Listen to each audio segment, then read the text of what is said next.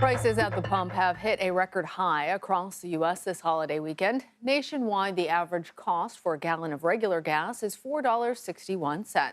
That's about $1.60 more than a year ago.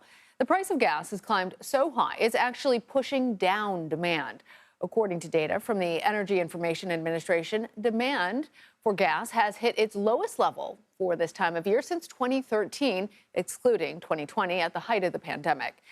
For more on this, I want to bring in Robert Sinclair. He is a senior manager for AAA Northeast. Robert, thanks for being here.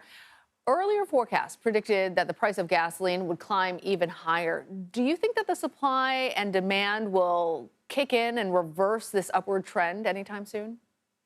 Well, there are absolutely more factors in place to make the price of gasoline go higher rather than lower. Demand specifically around this time of year might be lower, but global demand is high.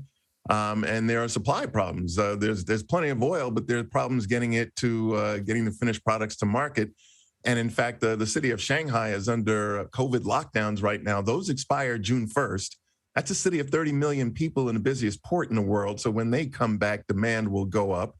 And June 1st starts hurricane season, and we're already seeing a named storm forming off the Pacific, in the Pacific off the coast of Central America, and a major storm hitting the breadbasket for oil and gas infrastructure in the United States, the Gulf Coast, could be devastating as far as prices are concerned.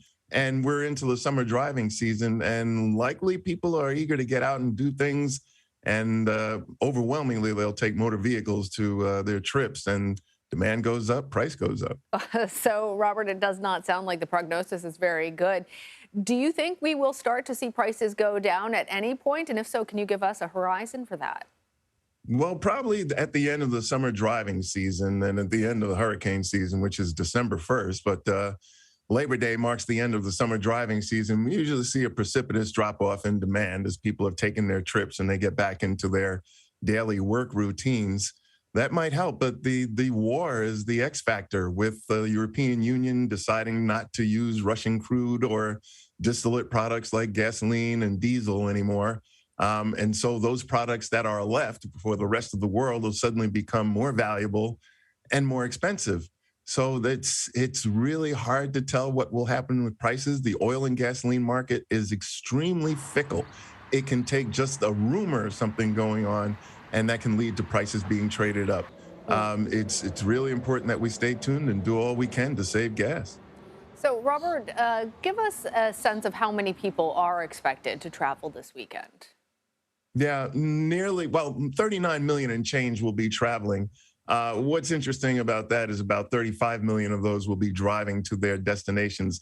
That's about 90% of total travelers. Last year was 92%, but those that are driving are 1.5 million more than last year. So it shows this year, as in many years past, all years past, that driving is the overwhelming choice for those that want to take a trip. They can leave when they want. They'll have transportation when they get to their destination, and they can return when they want. Gasoline prices are high. In the past, we've seen that gasoline prices made up 10 to 15% of the family budget. So we might see a scaling back in the distances traveled and the activities done. But folks still want to travel after being cooped up for a couple years. Absolutely. We hear that a lot, that desire. Robert, given that people do want to get out and that these prices aren't relenting, can you give us any tips to squeeze a little more mileage out of a gallon of gas or save on any of our Memorial Day travels? Well, without a doubt, making sure your tires are properly inflated is probably the most important thing that you can do. 30% of an engine's energy is used to overcome the rolling resistance of the tires, which is increased if they're underinflated, as are many people's tires. So make sure they're properly inflated, slowing down, driving more gently, accelerate gently, lower your speeds that you're traveling at on the highway.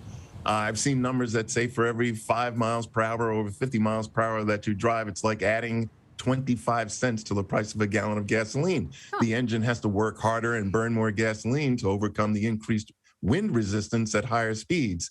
And getting rid of any extraneous things you're carrying around in your vehicle, lowering the weight, parking in a shady spot now that the weather is hot is one of those things, because that means you'll use the air conditioner less, and that will save on mileage. And if you're at higher speeds, you want to roll up the windows, makes the vehicle more aerodynamic.